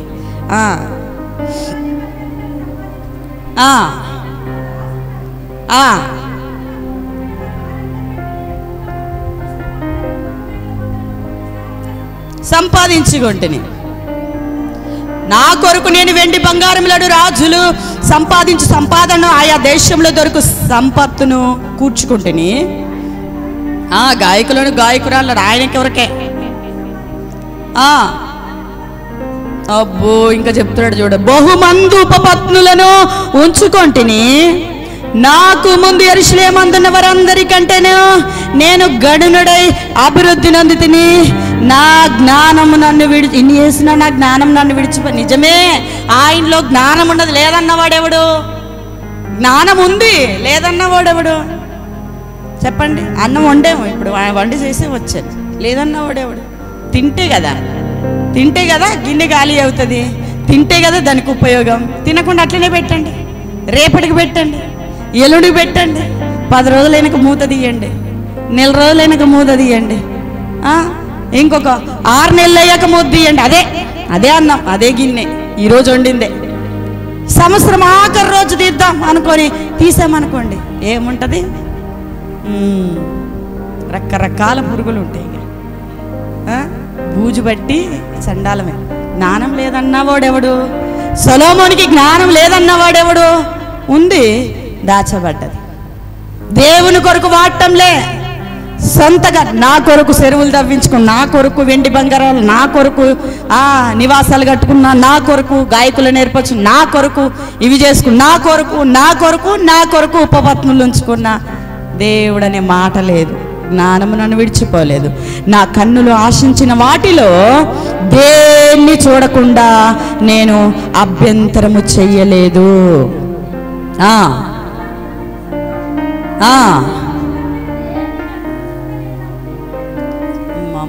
ఏది చేయడానికి వెనకాడలేదట. అదుపు లేకుండా చూడండి. చూడండి, ప్రాకారము లేకపోతే పాడైపోతుంది పురం ఎంతోనట. మనసును స్వాధీనపరచుకోనోడి కూడా జీవితం నాశనం, పెంట కుప్పగా మారిపోతుందట. దేవునికి స్తోత్రం. తన ప్రవర్తనను కాపాడుకొనకుండా హద్దులు దాటి ప్రవర్తిస్తే దేవుని బిడ్డలారా, తన జీవితమే నాశనం అయిపోతుంది. చచ్చిన ఈగలు పడి మంచి సుగంధ తైలం కంపు కొట్టినట్టుగా, దుర్వాసన కొట్టినట్లుగా మనకు బార్డర్స్ లేవనుకోండి, హద్దులు లేవనుకోండి, మనం ఏం చూడాలో అదే చూడాలి. ఏది చూడొద్దు, సచ్చినా చూడొద్దు. ఏమండి, ఈగల్ని తోలడానికి బుల్డోజర్ తేవాలా? ప్రో క్లీనర్లు తేవాలా? చెప్పండి. ఇంకేమైనా బలమైన రాయెట్టి కొట్టాలా? చెప్పండి. ఈగను తోలాలంటే ఇట్లా అంటే పోతుంది, అంతేనా కాదా? ఇట్లా అంటే పోతుంది. చూడకూడనివి వద్దని నీ కళ్ళు మూసుకునే చాలు, ఏమి కనబడవు. ఇంత చిన్నది మూసుకోలేకపోతున్నాం, ఇంత చిన్న నోరు మూత పెట్టలేకపోతున్నాం. కళ్ళకి నోటికి మూత పెట్టుకుంటే అన్నీ సెట్ అయిపోతాయి. మూత లేకపోతే ఆహార పదార్థాల మీద ఈగలు పడి దాని ఆహార పదార్థాలను కుళ్ళు పట్టించినట్లుగా, బార్డర్స్ లేకపోతే, హద్దులు లేకపోతే మన జీవితాలు కూడా అలాగే అయిపోతాయి, మన బ్రతుకులు అలాగే అయిపోతాయి. అబ్బా ఎంత మంచిదండి ఆవిడ, అందరికంటే ముందు వచ్చి ప్రార్థన చేస్తుంది. అబ్బా ఎంత మంచిదండి, ఎవరు కూడా బాత్రూమ్ అంటే వెళ్ళి వాడుకోవడానికే తప్ప కడగడానికి ఎవరు ఆవిడ చూడండి, అంత పెద్ద హోదా ఉండి అంత మంచి చీర కట్టుకోవచ్చు, ఎంత మంచిదండి ఆవిడ. ఈ పేరు చూడండి, లోపలంతా కుళ్ళు కుసిద్దేవారు, అంటొద్దు ముట్టొద్దు, మాటతే 100 మాటలు తిట్టి భయంకరంగా క్రూరంగా నడుచుకొని ఆవిడ కూర్చుంటే ఎలాగుంటుంది? అమ్మో, దానికి అన్నీ ఉన్నాయి కానీ ఉండాల్సిన బుద్ధే లేదు, మాట సరే లేదు. అసలు మంచిది అంటారు ఎవరైనా? అంటారు ఎవరైనా? ఎంత మంచి బట్టలు కట్టుకొచ్చినా, ఎంత బంగారం వేసుకొచ్చినా, ఎంత ఆస్తున్నా వాళ్ళని మంచి వాళ్ళు అంటారు? చెప్పండి.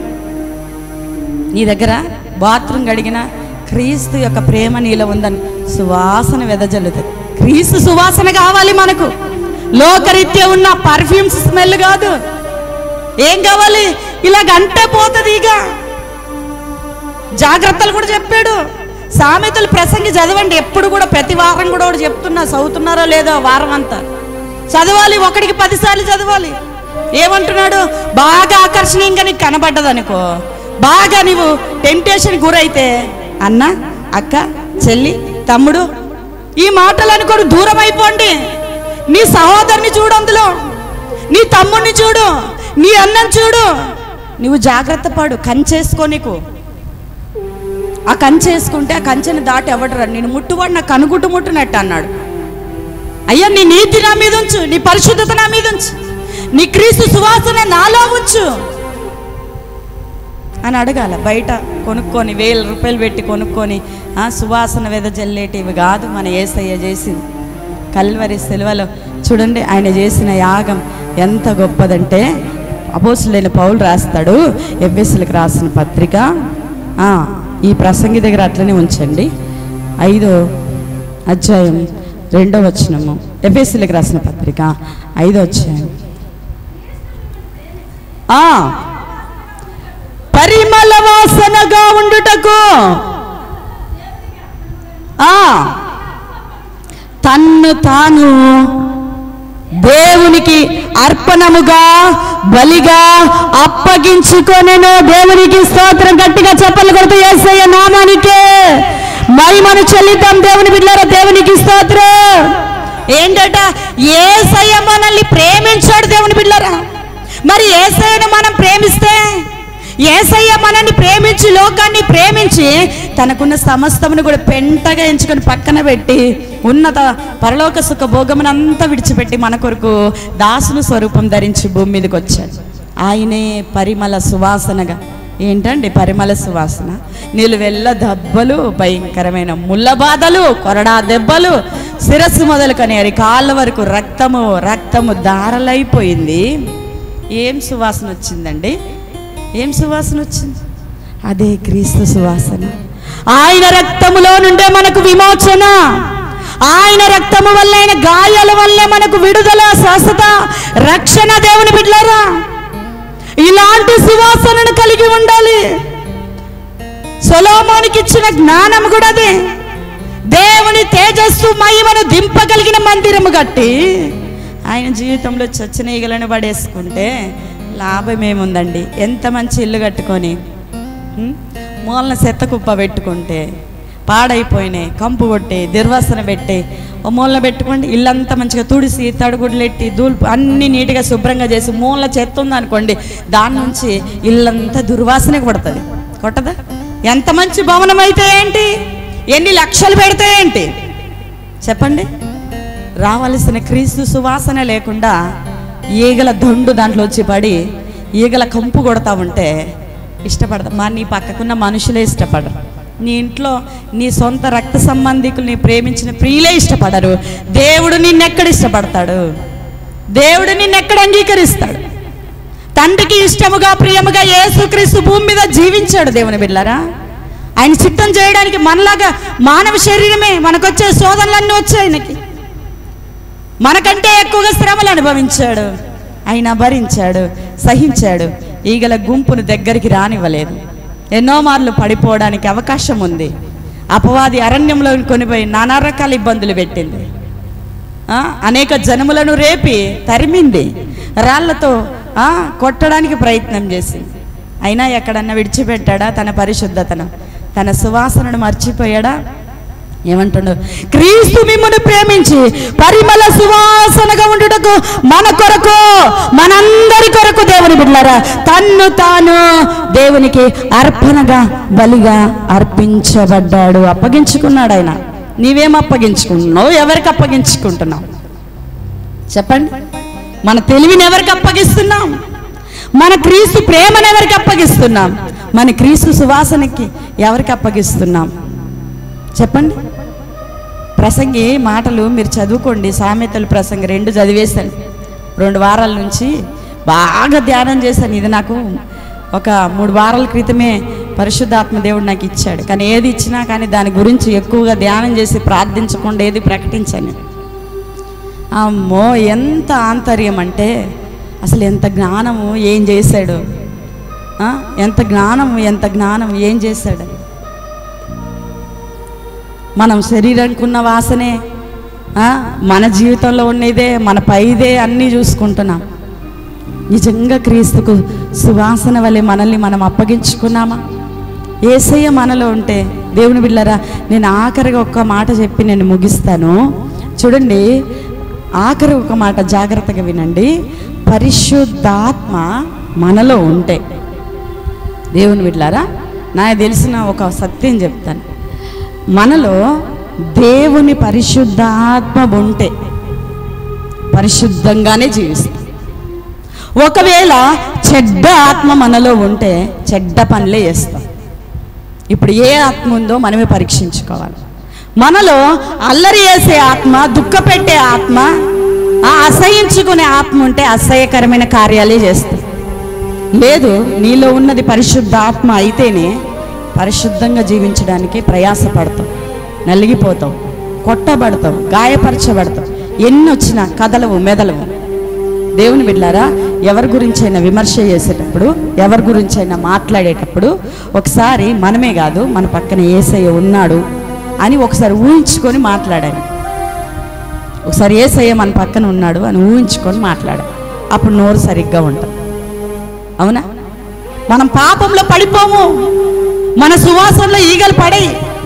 నువ్వేదైనా పని చేస్తా ఉన్నప్పుడు యేసయ్య నీ పక్కన నిల్చున్నాడని ఒకసారి గ్రహించి, నీలో ఉన్నది దేవుని ఆత్మని గ్రహించి మాట్లాడు చాలు. ఇప్పుడు మన చిన్న ముందనుకోండి, ఒక ఎగ్జాంపుల్గా అర్థం అవ్వడానికి చెప్తాను.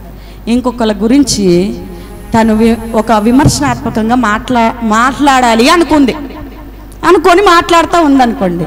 తనని చిన్నతనంలో నుంచి చూసిన ఇంకో వ్యక్తి పక్కన ఉన్నాడే అనుకోండి, మాట్లాడుతుందా చెప్పండి? విమర్శిస్తుందా? అంటే అందరి గురించి చెప్పలేను కదా, చిన్నమ్మని తీసుకొచ్చి మాట్లాడుతుందా? ఇంకొకళ్ళ గురించి, ఏం చిన్నమ్మ ఏం మాట్లాడుతున్నావు? మరి నీలో ఉన్నప్పుడు నిన్నెవడైనా విమర్శించాడా? నువ్వు చేసినప్పుడు నీకు తెలీదా? మరి అది నీలోనే ఆ చెయ్యొద్దని జ్ఞానం ఉన్నప్పుడు నువ్వు ఇంకోళ్ళ గురించి ఎందుకు మాట్లాడుతున్నావు? చిన్నప్పటి నుంచి చూసిన వాడు అండ మధ్యలో. మరి నువ్వు పిండంగా నీ తల్లి కడుపులో పడకముందు ఆయన చేతిలో ఉన్నదా? నీ పుట్టు పూర్వతరాలు నువ్వు చేయబోతుంది, నువ్వు పడుకుంది, లేచింది, మాట్లాడింది, ఇంకా చేయబోతున్నది కూడా దేవుని తెలిసినప్పుడు నువ్వు ఎవరు లేరనుకొని మాట్లాడుతున్నావు? ఆయన సర్వాంతర్యామి, ఆయన అన్ని చోట్ల ఉన్నవాడు. ఎవరు లేరని నీ పక్కన యేసయ్య ఉన్నాడని నువ్వు మాట్లాడాల. ఆయన వెంటనే మన వైపు తిరిగి ఏం మాట్లాడుతున్నావు అని అనేలాగా మన జీవితాలు ఉండొద్దు. ప్రసంగి చాలా ధైర్యవంతుడు. సొలొమోను ఓపెన్గా అన్నీ చెప్పాడు. ఎవరండి చెప్తారు? భార్య ఉండి సీక్రెట్గా మెయింటైన్ చేస్తే 10 మందికి పాంప్లెట్లు వేసి పంచుతారా? ఈ భార్యలే మూకుంటలేదు ఈ రోజుల్లో. ఏం చేస్తున్నారు? ఫోన్లు, మీడియాలు, పోలీసు వాళ్ళు అందరి పట్టుకు బాత్రూంలోనే ఈడ్చుకొస్తున్నారు కదా. రోజుకో వీడియో చూడట్లేదా? ఈడ్చుకొస్తున్నారు. ఈ భూమి మీద మనుషులు ఈడ్చుకొస్తేనే ఇంత బాధపడుతున్నావు. ప్రభువైన యేసుక్రీస్తు ఒక దినాన తీర్పు దినంలో అంతమంది జనాల మధ్యలో నీవు ఆంతర్యంలో చీకట్లో నీళ్ళు గుహలో వేసేది బయట తీసుకొచ్చి చెప్తా ఉంటే ఏమైపోతావు? నీ ముఖం ఎక్కడ పెట్టుకుంటావు? కాబట్టి మాట్లాడకూడదు. అలాగని నేనేం పాపం చేయలేదని బాహాటంగా చెప్పొద్దు. విమర్శ చేసే వాళ్ళు ఫస్ట్ ఇలా విమర్శ చేసుకోవాలి. ఏమి లేని వాళ్ళు విమర్శ చేస్తున్నా అంటే దేవునికి సాటిగా చేసుకుంటున్న వాళ్ళే ఇల్లు. దేవుడు ఒక్కడే పరిశుద్ధుడు. కానీ చూడండి, వాళ్ళ ఈ తప్పులు మర్చిపోయి వారి పాపం అంతా కూడా పాపమేనట. అందరు పాపం చేసి దేవుడిచ్చే మహిమను కోల్పోతున్నారని రోమీయులకు రాసిన పత్రికలు రాయబడ్డాయి. మరి ఏ పాపం లేనట్టు ఇంకొకరి పాపం గురించి మాట్లాడుతూ ఉంటే చాలా. బాల్యకాల పాపములు అన్నాడు దావీదు. మనం ఏం పాపం చేయలేమని కదా, ప్రతిరోజు కూడా చచ్చినీగలతో సహవాసం చేస్తూ ఉంటాం. కానీ అవన్నీ దరిదాపుల్లోనికి రానియకుండా దేవుడు అడ్డకట్టే వేసేలాగా ప్రార్థన చేసుకోవాలి. కొన్ని వారంలో అర్జునమ్మకు బాగాలేదంటే ఇల్లే పలకరిద్దామని మనవరాలు ఉంది, మా మనవరాలాడ. పాస్టర్ మమ్మీ అని వచ్చి సీరియస్గా మాట్లాడుతున్నారు రిపోర్ట్స్ గురించి, మందుల గురించి. మంగ కూడా వెళ్ళింది, ఆ మంగ గురించి కూడా తనకి ఇలాగుంది, అక్కడి నుంచి అటు వెళ్ళాను. మాట్లాడుతూ ఉంటే ఇది మధ్యలో వచ్చింది, 2 తొడలు జరుచుకుంటా పాట పాడుతుంది. దమ్ముంటే పట్టుకురా సిక్కవత్ అంటుంది. నేనన్నా నాకు తెలియదు కదా, నేను గట్టిగా ఇలా పట్టుకున్నాను, డ్రెస్ పట్టుకొని. ఎందుకు దమ్ము లేదు, పట్టుకున్నాను అన్నాను. అంటే కాదు పాస్టర్ మమ్మీ, ఇది పాట, ఇది డ్యాన్స్ పాస్టర్ మమ్మీ అంటుంది. చూసారా, అది ఏ దిక్కు నుండి వచ్చి మన ఇంట్లో చొరబడిపోతుంది. తెలీదు, చిన్న బిడ్డ కదా, తెలీదు. ఆల్రెడీ వాళ్ళ తాతయ్య అమ్మమ్మ చాలా పాటలు నేర్పించారు. చాలాసార్లు కూడా దేవుని పాటలు కూడా పాడింది నా దగ్గర. నేను నేర్పించిన పాటకి డ్యాన్స్ చేయి తల్లి, అదేమిటి అని వాళ్ళ తాత చెప్తున్నాడు. అయినా కానీ పిల్లకి తెలియదు కదా. చూడండి, ఆ చిన్నపిల్ల కాబట్టి తెలియదు, మనము బోధించగలుగుతున్నాం.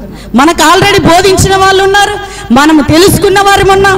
మన యేసయ్య ఎందుకు సిలువ బలియాగమైపోయాడో, ఆయన రక్తం ఎందుకు చిందించబడ్డదో, ఆయన ఎందుకు రక్తం ధారలైపోయిందో, సమాధి ఎందుకు చేయబడ్డాడు, ఆయన ఏంటండి సమాధి చేయబడ్డాం, ఆయన ఏంటండి 3 రోజులు సమాధిలో ఉంచబడ్డాం. మనల్ని ప్రేమించి పరిమళ సువాసనగా తన్ను తాను బలిగా దేవాతి దేవునికి అప్పగించుకున్నాడు. ఆయన నలిగిపోవడానికి ఇష్టపడ్డాడు. నీ కన్నులు మూసుకోలేవా? నువ్వు కన్నులు మూసుకోలేవు, చెవులు మూసుకోలేవా, మూతికి మూత పెట్టుకోలేవా? పెట్టుకోగలం. ఈగ ఇలాగంటే పోతుంది. ఆ చులకలమైనవి కూడా ఇలాగంటే అరణ్యం కొనిపోయి రాళ్ళన్నీ రోటలు చేసుకొని తిను, ఇవన్నీ కూడా ఇలా అలా చేయనంటే వాక్యంతో జయించి తిరిగి వచ్చాడు యేసయ్య. దేవునికి స్తోత్రం.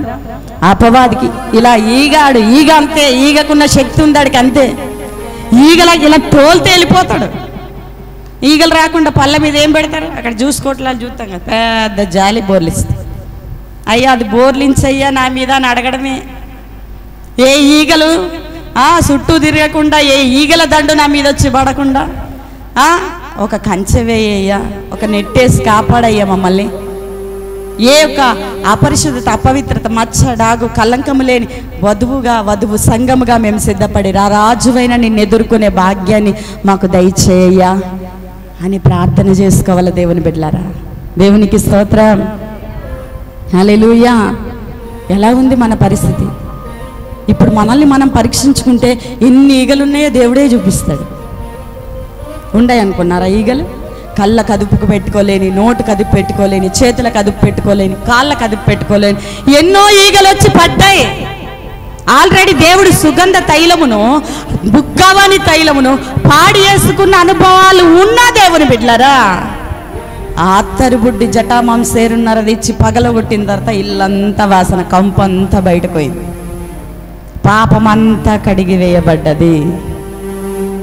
అలాగే మన జీవితాలను కూడా సువాసనగా మార్చగలిగిన శక్తిమంతుడు మన మధ్యలో తిరుగుతూ ఉన్నాడు. దేవుని బిడ్డలారా, ఆ ఈగలు ఏంటి? లోకానుసారాలు చేస్తున్నట్టుగా మనము చేసామేమో, మనం మాట్లాడామేమో.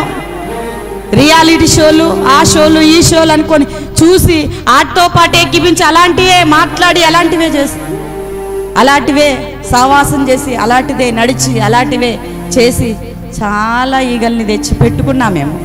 ఎన్ని ఈగలు చచ్చిపోయాయో మాట ద్వారా, చూపు ద్వారా, నడక ద్వారా, పడక ద్వారా.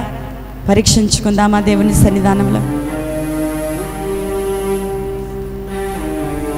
ఇలా కొడితే పోయే ఈగల్ని, వాటికి ఎంతో బలమున్నదని మన జీవితంలోనికి, మన హృదయంలోనికి ఆహ్వానించి క్రీస్తు సువాసన కాస్త దుర్వాసనగా మార్చుకున్న జీవితాలుగా ఉంటే దేవుని బిడ్డలారా, అందరం కూడా యేసయ్య వైపు చూద్దాం. ఈ దుర్వాసనను మార్చగలిగిన దేవుడవు, మరలా పరిమళ సువాసనగా చేయగలిగిన దేవుడవు నీవేనయ్యా. ఇదిగో నీ తట్టు చూస్తున్నా, నీ వైపు చూస్తున్నా తండ్రి.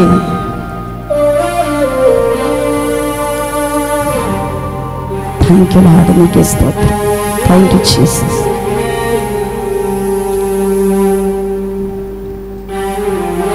ఏ నీతి కలిగి ఉన్నాం,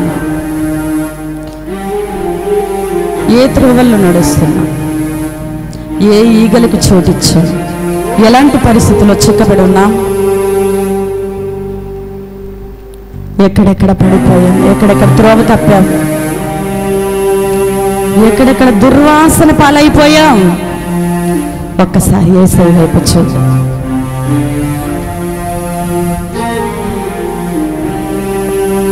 దేవుడు వరం ఇస్తే ఆ వరాన్ని వాడకుండా, దేవునికి ఉపయోగకరంగా ఉంచకుండా సర్వనాశనం చేసిన సొలొమోను జీవితాన్ని దినాన్న దేవుడు మాదిరిగా మన ముందుంచాడు. దేవుని బిడ్డలారా, బుక్కవాని తైలములో చచ్చిన ఈగల దుర్వాసన కొట్టినట్లుగా ఇదిగో కొంచెము బుద్ధిహీనత జ్ఞానమున్న ఆ త్రాసును తేలగొట్టేసిందట. చిన్న ఈగ సువాసనను పాడు చేసింది. చిన్న పాపం, చిన్న శోధన, చిన్న అపవిత్రతే. ఈగే చాలా సులువైందే, తేలికైందే. కానీ తైలమంతా పాడైపోయింది, తైలమంతా పాడైపోయింది. అయ్యా, నా తైలమును బాగు చేయి.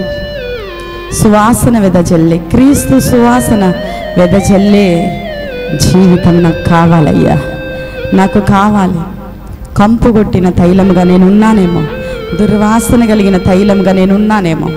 అయ్యా, ఈ స్థితి వద్దయ్యా, నా స్థితి మార్చగలిగిన దేవుడవు నీవే, నా స్థితి మార్చగలిగిన దేవుడవు నీవే.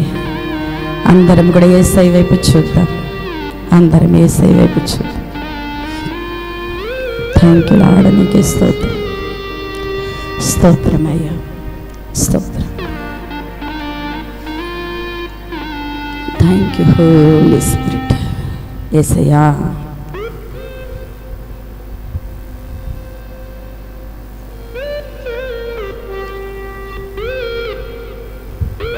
Thank you Lord. ప్రతి ఒక్కరం ప్రార్థన చేసుకుందాం, ఏ ఒక్కరం మౌనంగా ఉండకుండా అందరం ప్రార్థన చేసుకుందాం. ఎన్నో చచ్చిన పరిస్థితి మన జీవితంలో ఉందేమో.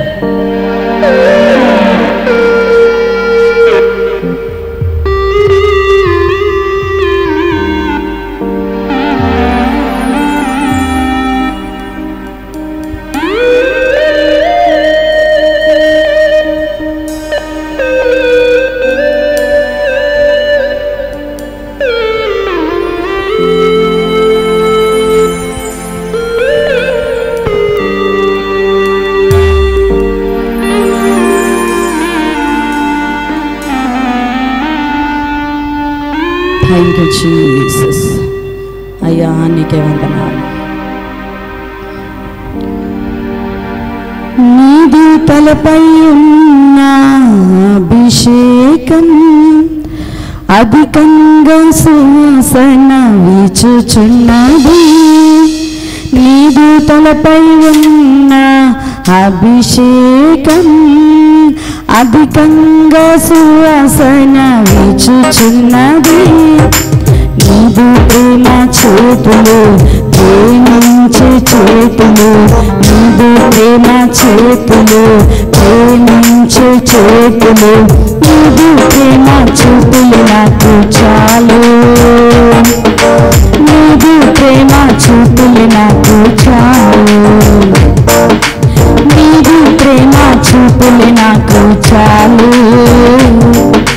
నీదు ప్రేమ చూపులు నాకు చాలు.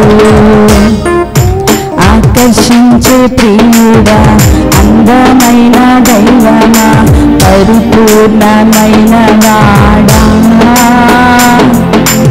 ఆకర్షించే ప్రియుడా. అందరం ఆయన ఒక్కడే ఆకర్షించే ప్రియుడు, గొప్ప దేవుడు, పరిమళ సువాసన కలిగిన దేవుడు. మన ప్రతి దుర్వాసనలో, ప్రతి చచ్చిన ఈగల అనుభవాన్ని తీసివేసి మరలా పరిమళ సువాసనగా మార్చగలిగిన దేవుడు. అయ్యా, ఈ భూమి మీద ఉన్న భక్తులే శ్రేష్ఠులు అంటున్నావు, వారే కేవలం నీకు ఇష్టం అంటున్నావయ్యా. తండ్రి, మంచి భక్తిని, మంచి యథార్థ మనస్సును, నీతి కలిగిన భక్తి కలిగిన జీవితాన్ని మాకు దయచేయండి అయ్యా. నీ వైపు ఆకర్షించుకోండి, లోక ఆకర్షణలు మాలో నుండి తీసివేయి.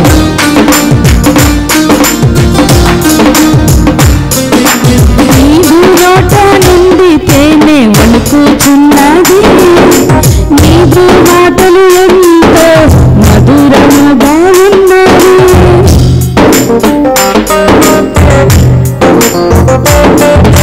నీదు నోట నుండి తేనె వణుకుచున్నది, నీదు మాటలు ఎంతో మధురముగా ఉన్నవి. నీదు ప్రేమ పాదం పరిశుద్ధ పాదం, నీదు ప్రేమ పాదం పరిశుద్ధ పాదం, అది నేను నివసించు స్థలము, అది నేను నివసించు స్థలము, అది నేను నివసించు స్థలము, అది నేను నివసించు స్థలము. ఆకర్షించే ప్రియుడా, అందమైన దైవమా, పరిపూర్ణమైన వాడా, ప్రియుడా అందమైన దైవమా పరిపూర్ణమైన వాడా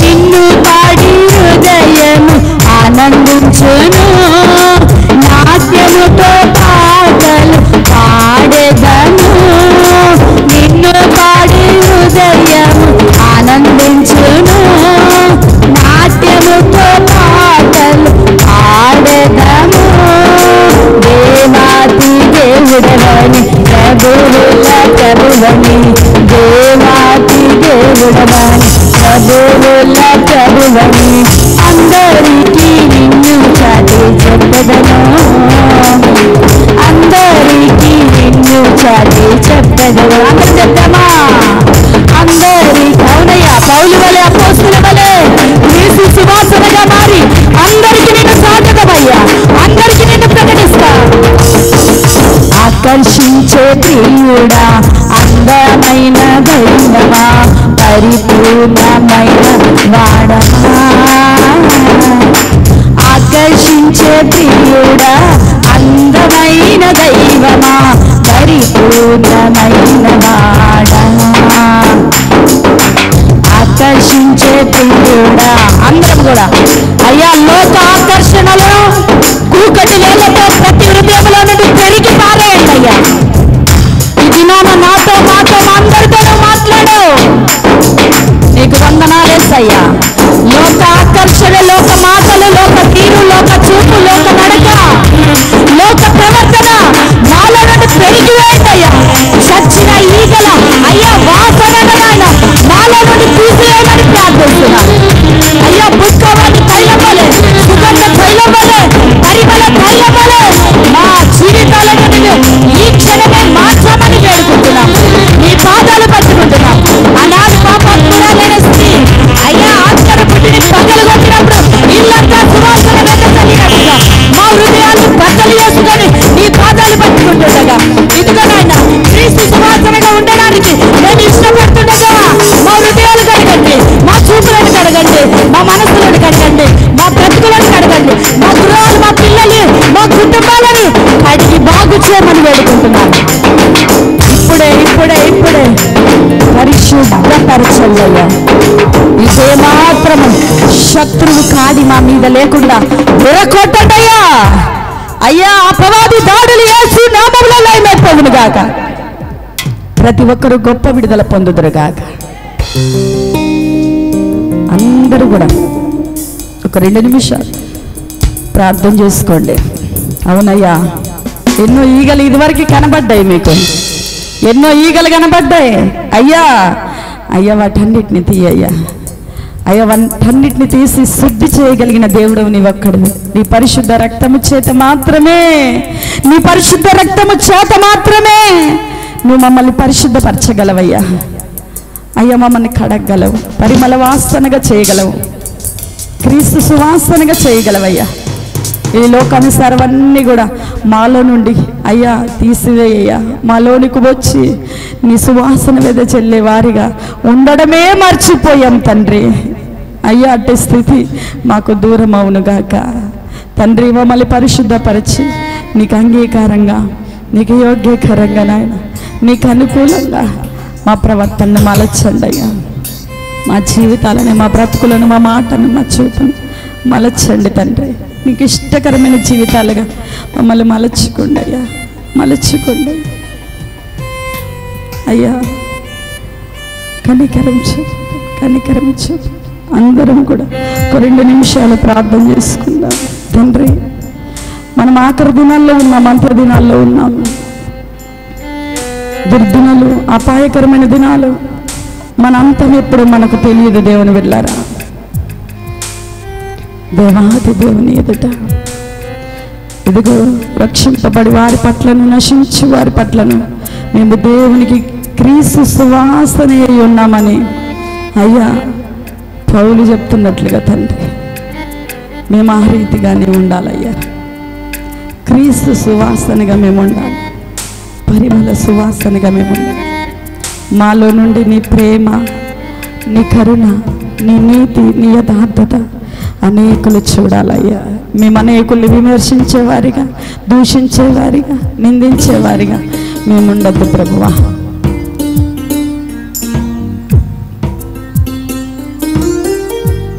దావీదంటున్నాడు, నిత్యము కూడా నా కళ్ళ ఎదుట నా ప్రభువును చూస్తున్నాను అంటున్నాడు. అవును ప్రభువా, నీవెప్పుడు మా ప్రక్కనే, మాలోనే, మా ఎదుటే, మా వెనుకే నువ్వు ఉన్నాం. మేము మరచి మా ఇష్టానుసారమైన మాటలు, మా ఇష్టానుసారమైన చూపులు, నువ్వు పక్కన ఉన్నావని మర్చిపోయి నోటికొచ్చిన మాటలు, కంటికొచ్చిన చూపులు, అయ్యా కాళ్ళకు వచ్చిన నడకలు, చేతులకు వచ్చిన ప్రవర్తనలు చేశామయ్యా. దయతో మమ్మల్ని కడగండి, కడగండి. మమ్మల్ని క్రీస్తు పరిమళ సువాసనగా ఈ క్షణాన నువ్వు మారుస్తున్నావు. నీకు వందనాలు. మార్చవు, నీకు వందనాలు తండ్రి. ఇది మొదలుకొని నిన్ను ప్రకటించేవారిగా అయ్యా, నిన్ను గణపరిచేవారిగా, నిన్ను హృదయపూర్వకంగా ఆరాధించేవారిగా అయ్యా, నీకు సాక్షార్థంగా, నీ నామానికి మహిమకరంగా జీవించినట్లు, ఇదిగో నీ మహిమను అందరూ కూడా పాపం చేసి నువ్వు ఇచ్చే మహిమను పొందలేకపోతున్నారు అంటున్నావు. అటువంటి పాపం మా దరికి రాకుండా నిత్యము నీ మహిమను పొందే ఆ భాగ్యాన్ని మాలో ఉన్న ప్రతి ఒక్కరికి దయచేయండి. కృపను అనుగ్రహించమని అయ్యా, కూడి ఉన్న వారందరినీ తాకమని అయ్యా, ఈ యొక్క వీడియోలో ఏకీభిస్తున్నా చూస్తున్నా అయ్యా తండ్రి, ప్రతి ఒక్కరిని కూడా తాకమని, బలపరచమని, ఆశీర్వదించమని, ఈ క్షణము నుంచి క్రీస్తు పరిమళ సువాసనగా నీవు మార్చినందుకు నిండు కృతజ్ఞతాస్తుతులు చెల్లించుకుంటుంది. సరైన భక్తి, సరైన ప్రవర్తన, సరైన అయా మంచితనముతో, సత్ప్రవర్తనతో నీతో నడిచే భాగ్యం మాలో ఉన్న ప్రతి ఒక్కరికి దయచేసి నిండారులుగా దీవించమని కృప దయచేయమని యేసయ్య నామమున నడుచున్న పరలోకపు తండ్రి. ఆమేన్, ఆమేన్.